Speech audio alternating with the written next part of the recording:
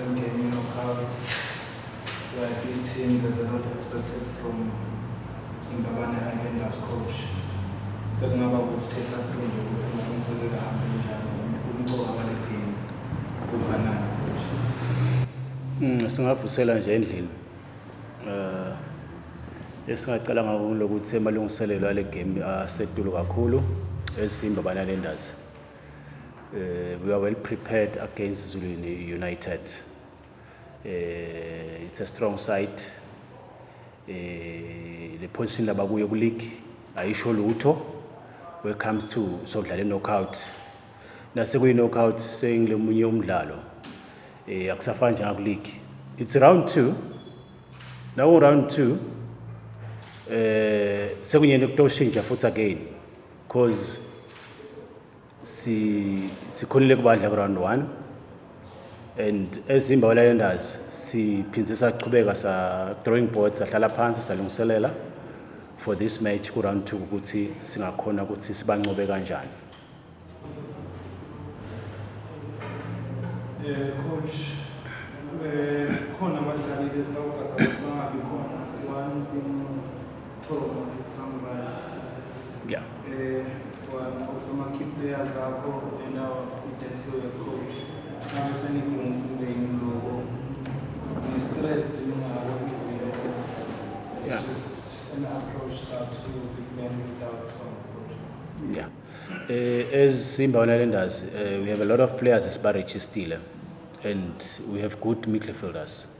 So, ake kuThomo sidlalile ku round 1 sakhona kuyinqoba iZulu United. Now it's round 2 still ake kuThomo sikhona ukufixa futhi lokho, and now ubuka kahle there is a time we sim deploy khona sinenkinga lapha at the back besimdlalisa at the back. So in the middle bekunebantu abathethela umsebenzi. They are there. They are ready to fight against Zulu United.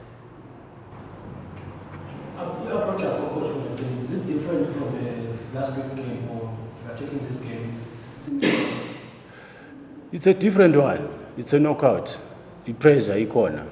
It's Highlanders. My supporters are expecting the team ihambe izifike kuma finals. Ukuthi kanjani? It's our job as players. Umsondo defense wende ukuthi sithatha njani the team through la ikhona kuma quarter finals sifike kuma semi. So we are ready for it. We have to play vele igame yethu finish nje kakhulu kule nasidlala eZulu United for Sunday's game. As much as we can't bese sisiyakhona ukukhuluma manje ngoba igame sengadlalwa, but itabe ishintshile le game ya Sunday. Impressure different next game. Does it affect you as a technical team, especially when you have to make more decisions?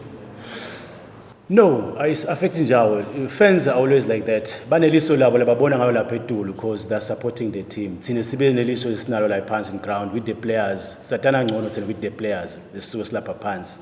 Because sometimes you'll find out because my fans afuna maybe abuka umdlali ngalelinye liso noma afuna lomnye umdlali abasekhaya ground. Kwanza ukuthi thina we know very well ukuthi lo mdlali maybe akakasabe active too much on training, you know, training yakhe bengasile right. So kwanza ukuthi vele kuba khona le final lethu. My fans always are fans, are supporting the club. Boli iqini kwakho bafuna ama result. Uthi kanjani? Hayi abanenzaba as long le team iwinile, and we are okay these days because Mbabane Highlanders they are playing good football. Yeah, we are much better this time around playing the ball. We are playing the ball this time around. The pressure you win and English, you've been in 2 finals in Ghana. How much does it mean in that Sunday? Football is it's about luck. I'm here with my luck. I used to win a lot of trophies. I'm here. Let's see on Sunday. We are going through.